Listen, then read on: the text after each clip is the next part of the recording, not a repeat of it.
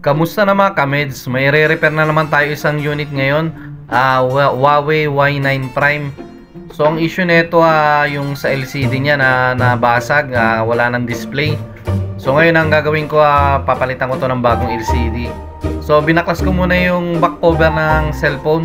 Tapos sunod ko na tinanggal yung mga tornilyo dun sa may cover ng board. So iniisa-isa ko rin na tanggalin yan. So kailangan na dahan-dahan lang rin natin natanggalin, huwag pwersahin kasi baka ma-lost thread yung mga tornilyo. So ganyan isa-isa nating tatanggalin dahan-dahan. So pag natanggal na yung mga tornilyo, sunod naman natin tanggalin yung cover ng board.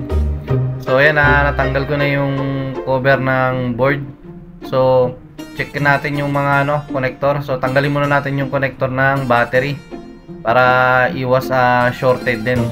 Tapos sunod nating tatanggalin yan yung battery. So ginamitan ko siya ng manipis na plastic. So kasi may pandikit yan, mahirap tanggalin. So nilagyan ko rin siya ng lighter fluid para mas lumambot yung pandikit, mabilis siyang maiangat. So ayan, natanggal ko na yung battery. So naman natin natatanggalin yung connector dun ng flex ng LCD. So ginamitan ko rin siya ng manipis na card, yung pinaglagyan ng SIM card. Yan ang pinangtatanggal ko dun sa may LCD nya. So madali na siya matanggal kasi nakaangat na rin.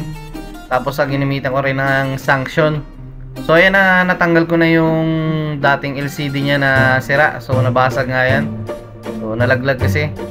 So ito na yung frame nya. So lilinisan muna natin yung gilid ng frame para matanggal yung mga lumang pandikit. Kasi pag hindi mo tinanggal yan, hindi magpapantay yung ikakabit natin na bagong LCD. So kailangan maganda rin yung pagkalinis natin doon. So ayan, naikabit ko na yung mga kailangan na ikabit, yung battery, tapos yung back cover din ng board, ikabit na natin. So nilinisan ko na rin pala yung camera lens para pag binalik natin malinaw yung camera. Free na lang yun yung paglinis. So sunod naman natin yung ikinabit yung sa may connector ng fingerprint. So huwag natin kakalimutan yan kasi importante yan pag hindi natin naikabit. So hindi nagagana yung fingerprint nya. Sunod naman natin gagawin yung mga tornilyo na tinanggal natin. Ibalik din natin na isa-isa. Tapos yung back cover naman ng cellphone, bago natin ikabit, lagyan natin ng T7000 na pandikit para hindi rin siya matanggal. So ganyan, paikot lang sa may gilid lang, unti lang, hindi naman gano'ng makapal yung ikakabit natin na pandikit na T7000. So yan, ilapat lang natin yung back cover nya. So sunod naman natin na lalagyan ng pandikit yung LCD. So yan, nilalagyan ko na siya ng T7000.